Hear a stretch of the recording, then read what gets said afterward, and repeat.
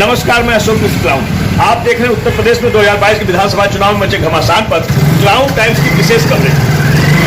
उत्तर प्रदेश में जिस प्रकार चुनावी घमासान मचा हुआ है और मौसम में ठंड बढ़ती जा रही है, उसी तरह सियासी पारा भी बढ़ता जा रहा है। और इस वक्त मैं पहुंच चुका हूं वाराणसी के औरंगाबाद हाउस पे।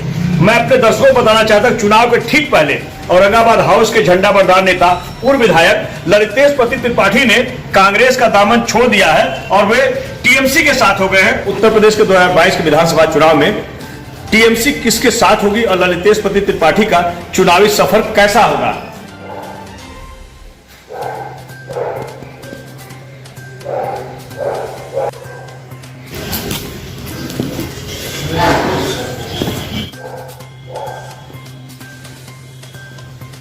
उत्तर प्रदेश में 2022 के विधानसभा चुनाव का घमासान हो चुका है। चुनाव से कुछ महीने पहले आप अचानक से पहले कांग्रेस आपने छोड़ा और फिर टीएमसी में चले गए। टीएमसी का उत्तर प्रदेश में कोई जनाधार नहीं है, इसके पीछे आपकी क्या सोच है? हकीकत है कि टीएमसी ने जो अभी तक उत्तर प्रदेश में जो शुरुआत की है वो बहुत ये नहीं कह सकते हैं कि बहुत बड़ी जनाधार वाली पार्टी की तरह से उनका प्रवेश उत्तर प्रदेश में हुआ है।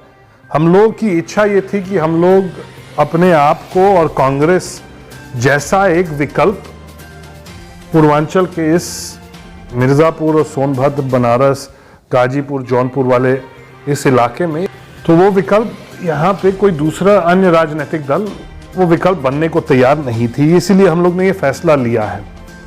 जनाधार बनाना और एक संगठन खड़ा करना वो पहली चीज़ होती है और फिर उसके बाद चुनाव लड़ना और चुनाव में सफलता पाना वो दूसरी चीज़ होती है। ललितेश जी, आपको कांग्रेस के से 100 साल का पुराना आपके परिवार का रिश्ता है। आपके पीछे एक फोटो भी लगी है जिसमें इंदिरा जी ने आपको गोद में उठाया है। आपकी भी कम से कम 3 दशक 4 दशक पुराना वहाँ से रिश्ता है। तो पार्टी छोड़ने से पहले आपकी सोनिया गांधी, राहुल गांधी, प्रियंका जी से कोई वार्ता हुई कि हम इस पार्टी को छोड़ना चाह रहे हैं क्योंकि हमें यहाँ पे हमारा कोई महत्व नहीं, हमारी उपेक्षा हो रही है? मैंने ये नहीं कहा कि हमारी महत्व नहीं है। महत्व जो आदरणीय राहुल गांधी जी के द्वारा मुझे पिछले 5-6 साल में मिली है वो बहुत बड़ा महत्व था और मैं राहुल गांधी जी का आभारी रहूंगा कि उन्होंने इतने सारे अवसर मेरे जैसे एक नौजवान को दिए। हकीकत ये थी कि हम लोग जाके इसलिए बात नहीं कर रहे थे क्योंकि मुझे मालूम था कि ये लोग कभी हमारी बात से और हमारी सोच से सहमत नहीं होते और हो सकता है कि अगर हम कहते कि हम छोड़ना चाह रहे हैं तो हो सकता है कि वो दबाव बनाते कि हम कांग्रेस ना छोड़ें। तो इसलिए हमने उनसे बातचीत नहीं की। मैं जानता हूं कि मुझे राजनीति में अगर सक्रिय रहना है, अगर मुझे राजनीति में कुछ करना है तो मुझे राजनीति में मजबूती अपने इस इलाके में चाहिए। कांग्रेस छोड़ने के बाद भाजपा के कई शीर्ष नेतृत्व ने आप लोगों से संपर्क किया कि आप भाजपा में आ जाइए। इसमें कितनी सच्चाई है और टीएमसी का क्या जनाधार है उत्तर प्रदेश में? ये तो यहाँ पे इसका वजूद ही नहीं है। भारतीय जनता पार्टी, समाजवादी पार्टी, सब पार्टियों से बातचीत हुई पर हम लोगों की राजनीति हमेशा भारतीय जनता पार्टी के विचारधारा के खिलाफ की रही है। हम जब कांग्रेस से इस्तीफा देके आए थे तो उस समय भी ये बहुत बड़ा प्रश्न था कि आप किस पार्टी में जा रहे हैं। उस समय हकीकत यह है कि हमने कोई फैसला नहीं लिया था कि हमको किसी पार्टी में जाना ही है। हम लोग उस समय आपस में जब बात कर रहे थे तो ये लगा कि क्यों ना हम लोग एक नई पार्टी को स्थापित करें और एक नई पार्टी का यहाँ पे हम लोग कार्यक्रम चलाएं, उसका जनाधार बनाएं और क्यों नहीं हम लोग उस दिशा में जाते हैं।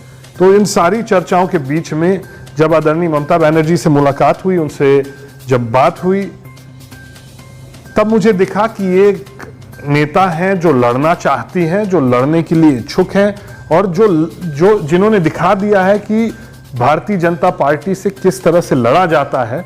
अगर किसी को सीखना है तो मुझे लगता है कि आदरणीय ममता बनर्जी से सीखना चाहिए। आपके अपने लोग भी आपके साथ नहीं गए बनारस में, इस बारे में आप क्या कहना चाहेंगे? और वो लोग अब अनाथ हो चुके हैं, लोग टिकट के आस में बैठे हुए हैं क्योंकि औरंगाबाद हाउस था तो उनके लिए था कि उनको कोई टिकट दिलवाएगा। अब तो अधिकतर लोग आपके साथ है ही नहीं, वो तो सारे लोग कांग्रेस में हैं। हमारी इच्छा भी नहीं थी कि हम कांग्रेस को तोड़ें। जिसको आना है, जिसको कांग्रेस ठीक लगती है, हम लोग कभी ये नहीं कह रहे हैं कि कांग्रेस बहुत बुरी है इसीलिए छोड़ देना चाहिए। उन लोगों को लगता है कि उनका भविष्य कांग्रेस में सुरक्षित है। सवाल यह कि आपके अपने लोग आपके साथ नहीं गए। मैंने किसी को निमंत्रण भी नहीं दिया कि चलिए मेरे साथ। मैं ना किसी पे दबाव दे रहा हूं, ना किसी से कह रहा हूं। कार्यकर्ता आपके साथ नहीं होंगे, बिना कार्यकर्ता, बिना समर्थक के आप पार्टी कैसे खड़ी करेंगे उत्तर प्रदेश में? खड़ी होगी। बनारस की कांग्रेस बहुत अलग कांग्रेस है पूरे देश से। और बनारस की कांग्रेस के अगर आप कार्यकर्ताओं की बात करते हैं, नेताओं की बात करते हैं, तो हो सकता है वो नहीं गए हों, हमने बुलाया भी नहीं, वो आए भी नहीं। पर और जगह के लोग बात किए हैं, और जगह के लोग इस्तीफा दिए हैं, और जगह के लोग साथ में खड़े हैं। तो ये हम लोग एक बनारस सेंट्रिक पार्टी नहीं बना रहे, हम लोग एक पार्टी बना रहे हैं जो कम से कम पूरे प्रदेश में जहां जहां लोग तैयार होंगे, जहां जहां लोग की इच्छा ये होगी कि हम लोग भारतीय जनता पार्टी के सामने कैसे राजनीति में सरवाइव करें, कैसे उनको मुकाबला दें।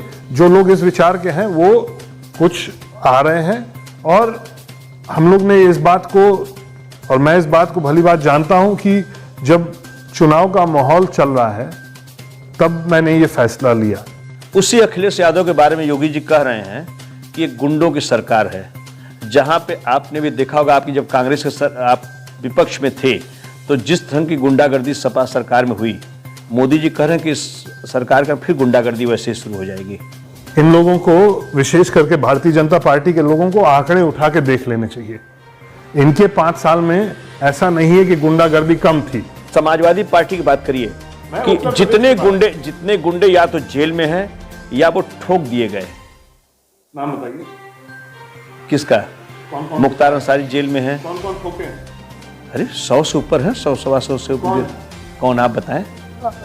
आप बनारस में हैं, बनारस के कौन कौन ठुकाए हैं? कौन है यहाँ गुंडे?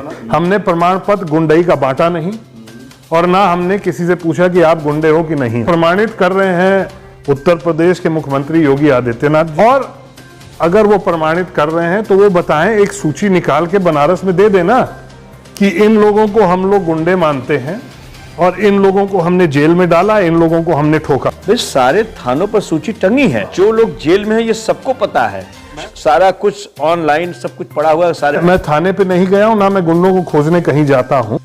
देखिए, समाजवादी पार्टी के समय जो गुंडई हो रही थी, जो उस समय की गुंडई भाजपा को दिखती है, और जो जब से राम राज्य की स्थापना इन्होंने उत्तर प्रदेश में कर दी है, तो इनको गुंडई दिखाई नहीं देती है, ना उसको छपने देता है कोई कि ये गुंडई हो रही है। आपके विधायक को 8 महीने जेल रखा गया था, अजय राय को, और वो समाजवादी पार्टी की सरकार थी।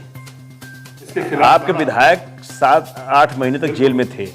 बनारस में कौन कांग्रेस का नेता बचा है औरंगाबाद हाउस के जाने के बाद? एक नाम बताइए, अजय राय के अलावा कोई एक नाम बताइए। पूर्व सांसद डॉक्टर राजेश मिश्रा जी हैं, हम लोगों के पार्टी के यहाँ पे प्रदेश कार्य समिति के कई साथी हैं, बहुत नेता हैं यहाँ। मैंने कांग्रेस यहाँ शहर में मजबूत है, हमेशा रही है। तो चलिए यही बता दें कि 8 विधानसभा में कै सीट जीत रही कांग्रेस यहाँ पे? अब देखिए, मैंने पिछले बार भी जब इंटरव्यू हुआ था, मैंने कहा कि जो प्रत्याशी इस माहौल का फायदा उठा सकता है, ऐसा माहौल हम लोगों ने पहले कभी भारतीय जनता पार्टी के खिलाफ नहीं देखा है। यह हकीकत है कि जब पिछली बार भारतीय जनता पार्टी की सरकार उत्तर प्रदेश और देश में थी, तब उस समय हम पढ़ रहे थे, तो मैंने उस समय का माहौल नहीं देखा है। 2004 में कुछ माहौल दिखा था। इस समय जो माहौल भारतीय जनता पार्टी के खिलाफ दिख रहा है, अगर आप क्षेत्रवार जाइएगा तो जो विधानसभा का उम्मीदवार मजबूती से इनका मुकाबला करेगा, निश्चित रूप से उनको जनता का आशीर्वाद मिलेगा। ललितेश जी, आप मड़िहान के विधायक हुआ करते थे कांग्रेस के। मड़िहान में कौन चुनाव जीत रहा है, किसको आप समर्थन दे रहे हैं? क्योंकि वहां पे आपके बहुत सारे लोग, हजारों की संख्या में लोग हैं आपके समर्थक। हम लोगों की इच्छा तो थी, और इस तरह का जो मैं आपको बता रहा हूं, जो माहौल बना हुआ है मड़िहान में, इस तरह का माहौल मैंने भी नहीं देखा है कभी। अभी हम लोग इंतजार कर रहे हैं, हम लोग जिस गठबंधन के हिस्से हैं वो सीट किसको जाती है, उससे कौन उम्मीदवार आता है, और जो भी इस गठबंधन का उम्मीदवार होगा, हम सारे लोग उसके साथ खड़े होके उसको चुनाव लड़ा के जिताने का काम करें। ललितेश जी, आप हाईटेक लीडर माने जाते हैं, जमीन पर आपने संघर्ष नहीं किया है, और लेकिन आपकी जो शक्ल सूरत या जो आपका एक सर पे एक पगड़ी है, ये क्या इंगित करता है? आप एक सामान्य अपने आप को दिखाना चाहते हैं? आपकी वैसी सोच है, वैसी विचारधारा है, ग्रामीण अंचल के जैसे आप दिखना चाहते हैं, इसके पीछे क्या है? मरिहान के लोगों ने कहा कि अच्छा लगता है, बांधे रहिए, तो हम बांधे रहे। इसमें कोई बहुत सोचा समझा और कोई बहुत बड़ी वो नहीं है, बस उन्होंने कहा अच्छा लगता है, हमने देखा, हमको भी अच्छा लगा, तो रही पगड़ी। उत्तर प्रदेश के 2022 के विधानसभा चुनाव में अयोध्या में राम मंदिर, काशी विश्वनाथ धाम के भव्य और दिव्य मंदिर का लोकार्पण, ये कितना कारगर साबित होगा भाजपा के लिए? इसका मुकाबला समाजवादी पार्टी के लोग कैसे करेंगे? भाजपा ने इन दोनों को अपना केंद्र बिंदु इस चुनाव का बनाया है। हकीकत यह है कि अगर भाजपा की सरकार मात्र अयोध्या और बनारस से जीत के बनी होती तो ये बहुत अच्छा काम उन क्षेत्रों में हुआ होता। पूरे उत्तर प्रदेश को इन्हीं लोग ने वादा किया था कि डबल इंजन की सरकार का लाभ मिलेगा, और सीमित किस पर हो गए हैं? कुछ हजार मीटर का काशी विश्वनाथ कॉरिडोर और कुछ हजार एकड़ का, 1000 एकड़ भी नहीं होगा, कुछ 100 एकड़ का राम मंदिर का। पर डबल इंजन की सरकार का लाभ जो पूरे प्रदेश को मिलना था, वो आज प्रदेश के लोग जानना चाहते हैं, पूछ रहे हैं सरकार से कि ठीक है, ये आपने काम कर दिया, सही गलत उसकी चर्चा तो दूसरे लोग करेंगे, मगर पूरे प्रदेश के उत्थान की बात जो कर रही थी भारतीय जनता पार्टी, वो क्यों नहीं दिख रहा है हम लोगों को? पूरे बनारस का विकास हुआ है, पूरे बनारस का उत्थान हुआ है। बनारस प्रधानमंत्री जी का क्षेत्र है। कमलापति जी के जाने के बाद जितना विकास काशी का हुआ है, यहाँ के जन जन को दिखाई दे रहा है, आप लोगों को क्यों नहीं दिख रहा है? सारी सड़कें चौड़ी हो चुकी हैं, स्टेशन से लेकर एयरपोर्ट से लेकर के हर तरफ विकास नजर आ रहा है। एयरपोर्ट से लेकर यहाँ तक देख लीजिए, शिवपुर तक पूरा सब कुछ बदल गया है। क्या नहीं बदला ये बताइए? ये शहर का विकास नहीं हुआ? क्या हुआ? सारी सड़कें आप देख लें, जो नहीं बनाओ बताइए। क्या बनती थी बताइए? पिछली सरकारों में क्या बनी है? समाजवादी पार्टी में क्या बनी वो बता दीजिए। वाराणसी शक्तिनगर मार्ग तो वाराणसी का शहर में अगर आप देखिएगा तो जो पहला फ्लाईओवर बना बनारस शहर का, वो आपने कहा कि पंडित कमलापति त्रिपाठी जी के बना, लोहता वाला। उसके बाद समाजवादी पार्टी और बहुजन समाजवादी पार्टी की सरकार थी, फ्लाईओवर बने ना, कोई विकास हुआ नहीं है। नहीं हुआ है, मगर देश के प्रधानमंत्री आए हैं तो बनारस की पूरी तस्वीर बदल देनी चाहिए। इन्होंने 3-4 सड़कों को ले लिया, एक कॉरिडोर को ले लिया, एक स्टेशन को ले लिया। कैंट स्टेशन पे क्या हुआ? चीनी वाली लाइट लग गई। कैंट स्टेशन क्या लगता है, मड़वाडी स्टेशन एक बना है बस। कहिए जो है, जो सड़कें हैं DLW जाने के लिए, इधर BHU जाने के लिए, विश्वनाथ मंदिर जाने के लिए, जो 3 प्रमुख सड़कें हैं उनका चौड़ीकरण हुआ है। बाकी सब सड़क भी तो है बनारस के। आप सिगरा से महमूदगंज चले जाइए, जब से प्रधानमंत्री हुए तब से उस पर खोदाई चल रही है। आप सिगरा से औरंगाबाद आइए, नई सड़क तक जाइए। मतलब आपके हिसाब से कोई विकास नहीं? विकास हुआ है, मगर जिस तरह का विकास एक प्रधानमंत्री को, पूरे देश के प्रधानमंत्री हैं, मैं जानता हूं पूरे देश का बहुत बड़ा विकास करने की जिम्मेवारी उनकी है, मगर जिस तरह से उनको बनारस को एक इस बनारस शहर के हिसाब से जो विकास होना था वो हुआ है क्या? आप भी यहाँ पे 2014 के चुनाव में थे, हम लोग भी थे। 2014 के चुनाव में भारतीय जनता पार्टी बनारस में घूम घूम के क्या प्रचार कर रही थी? तो अगर अखिलेश जी ने खूब विकास किया था तो जनता ने उनको नकार क्यों दिया पिछले बार चुनाव में? होता है। अगर आप देखिएगा, अगर प्रधानमंत्री जी पूरे देश में इतना विकास कर रहे हैं तो उनको बंगाल की जनता, छत्तीसगढ़ की जनता। अखिलेश जी की सरकार बन रही है कि योगी जी की सरकार बन रही है? मुझे लगता है कि अखिलेश जी की बन रही है। किसी सर्वे तो ऐसा नहीं रहा है। सर्वे वाले तो बहुत कुछ बता देते हैं, पर आप ये बता दीजिए, आप ग्रामीण अंचल में चले जाइए, आप बनारस पे ले आएंगे। मुझे लगता है कि पूर्वांचल के इतिहास में पहली बार ऐसा हुआ होगा कि आधी जनवरी बीत गई और 90% किसानों के धान की खरीद नहीं हुई है। नहीं तो अखिलेश जी की बहुत बुरी सरकार में दिसंबर महीने में 90% किसानों की धान की खरीद हो जाती थी। तो अखिलेश जी की पार्टी में क्यों नहीं चले जाते आप? ममता जी की पार्टी में क्यों चले गए? अब नहीं गए। इलाके को एक महत्व दे के यहाँ पे मजबूती बनानी है। मुझे नहीं लग रहा था कि अखिलेश यादव हो, कांग्रेस पार्टी हो, चाहे बहुजन समाज पार्टी हो, कोई उसके लिए तैयार नहीं होता। सबके अपने अपने अलग इलाके चयनित हैं। मुझे लगा कि हम लोग यहाँ पे यहीं पे राजनीति करनी है, यहीं पे मजबूती चाहिए। तो जो हम लोगों के साथ यहाँ पे एक मजबूत संगठन बनाने को तैयार है, हम उनके साथ गए। बनारस में कितनी सीट जीत रही है समाजवादी पार्टी? 8 विधानसभा है, 5 जीत जानी चाहिए, सारी ग्रामीण वाली। रोहनिया में आप जीत जाएंगे, शिवपुर भी जीत जाएंगे, अजगरा भी जीत जाएंगे। प्रत्याशी कोई मजबूत नजर नहीं आ रहा है। किसका आ रहा है? अभी भाजपा का मजबूत प्रत्याशी बता दीजिए कौन है। अगर नहीं जीते तो हम लोग भविष्यवाणी नहीं कर सकते हैं। तो अजय राय कहां जीतेंगे? अगर सब सपा जीत जाए, अजय राय जीतेंगे कि नहीं जीतेंगे? उनको जीतना चाहिए, लड़ते हैं। उत्तर प्रदेश के 403 विधानसभा को बात बता देता हूं, अभी तक सबके यहाँ प्रत्याशी घोषित नहीं हुआ है। तो कैसे आप भविष्यवाणी करेंगे? आप जानते हैं समीकरण कुछ बनेगा जब प्रत्याशियों की चयन होगी। अगर ऐसे ही अगर आप मैं माहौल की बात कर रहा हूं। आप जानते हैं उत्तर प्रदेश की, अगर कोई आदमी आपको बैठा के कहे कि हम उत्तर प्रदेश की 403 सीटों की क्या माहौल है, सही नहीं होगा। यहाँ पे एक एक सीट की समीकरण बनती बिगड़ती है जैसे जैसे प्रत्याशी चयनित होते हैं। वो अगर आप जब इन सारी सीटों के प्रत्याशी का घोषणा हो जाता है, उस समय हम लोग ये समझ सकते हैं कि चलिए ये समीकरण और ये माहौल समाजवादी पार्टी के पक्ष में जाएगा, ये समीकरण ये माहौल अजय राय जी के पक्ष में जाएगा, ये समीकरण और माहौल सांसद जी के पक्ष में, राजेश मिश्रा जी के पक्ष में जाएगा। हो सकता है कहें कि ये समीकरण सौरभ श्रीवास्तव जी के पक्ष में जा रहा हो, पर वो जब एक बार यहाँ पे घोषणा हो जाएगी, सारे लोग मैदान में उतरेंगे, तब माहौल बनता है। अभी तो हवाई है।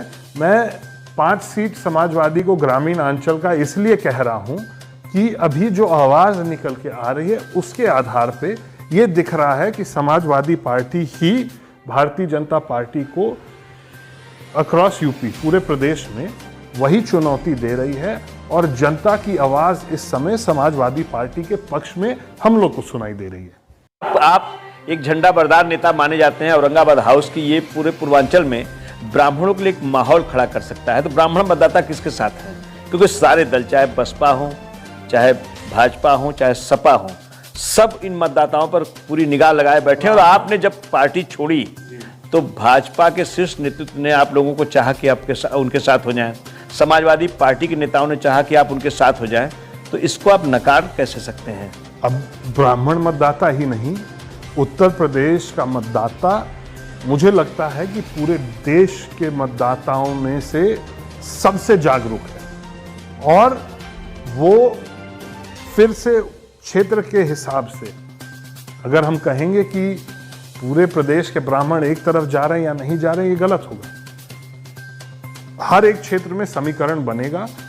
कुछ जगह में जैसे अगर ब्राह्मण प्रत्याशी लड़ता है किसी पार्टी से, तो हो सकता है कि ब्राह्मण की ज्यादा संख्या उस प्रत्याशी के साथ जाए। उसके अभाव में तो फिर वो ब्राह्मण मतदाता जागरूक है, जैसे हर समाज के मतदाता जागरूक है। वो आपस में ये तय करेंगे कि हमारी लड़ाई, हम लोगों का विकास, हम लोगों की जो क्षेत्र की जरूरत है, वो इन 3-4 चेहरों में से कौन पूरा कर सकता है और उसके साथ वो जाएंगे। 2022 में किसकी सरकार बनेगी, योगी या अखिलेश? सीधा सवाल का सीधा जवाब दीजिए एकदम। मुझे लग रहा है कि 10 मार्च के बाद अखिलेश यादव जी उत्तर प्रदेश के नए मुख्यमंत्री होंगे। ललितेशपति त्रिपाठी अगला चुनाव 2024 में लड़ेंगे। अब हम लोग की सीट मिर्जापुर है, हमेशा रही है। मेरी, हम लोगों की सीट तो बहुत रही है, मिर्जापुर ही रही है, पर अब नई पार्टी में गए हैं। उन लोगों की जो इच्छा होती है, जैसे इस बार उनकी इच्छा थी, जैसे उनकी सोच थी कि इस बार प्रदेश के चुनाव में हम लोग हिस्सा नहीं लेंगे, हम लोग जो भी भारतीय जनता पार्टी को टक्कर दे रहा है उनके साथ हम लोग खड़े रहेंगे। उस समय जब हम गए थे, उस समय स्पष्ट नहीं था कि कौन मुकाबला देगा। धीरे धीरे जैसे जैसे चुनाव नजदीक आया, ममता बनर्जी ने ऐलान कर दिया है और यहाँ की जो हकीकत थी उसके आधार पे उन्होंने किया है। 24 के चुनाव के लिए अगर ममता बनर्जी कहती हैं कि आपने संगठन का काम किया, आप संगठन का काम करते रहिए, हम लोग संगठन का काम करते रहेंगे। अगर वो कहेंगे कि लड़ना है तो लड़ा जाए। तो 2024 में ममता जी को प्रधानमंत्री के रूप में आप लोग देख रहे हैं? हम ही नहीं देख रहे हैं। ये जब से पश्चिम बंगाल का चुनाव बीता है तो ये देश के कोने कोने से ये आवाज आने लगी है कि वो महिला ही एकमात्र चेहरा वही दिख रहा है जो मोदी का सामना कर सकती हैं और मोदी को कड़ी चुनौती दे सकती है। तो ये रहे कांग्रेस के पूर्व विधायक ललितेश पति त्रिपाठी, जिन्होंने बताया कि 2022 के विधानसभा चुनाव में वे समाजवादी पार्टी के साथ रहेंगे और 2024 में टीएमसी के प्रत्याशी के रूप में मिर्जापुर से हो सकता है ये चुनाव लड़ सकते हैं। क्लाउन टाइम से बातचीत करने के लिए आपका बहुत बहुत धन्यवाद। उत्तर प्रदेश का चुनावी घमासान देखने के लिए क्लाउन टाइम्स को लाइक करें, सब्सक्राइब करें, बेल आइकन को प्रेस जरूर करें। क्लाउन टाइम्स की खबरों को फेसबुक पेज पर देखने के लिए पेज को लाइक जरूर करें।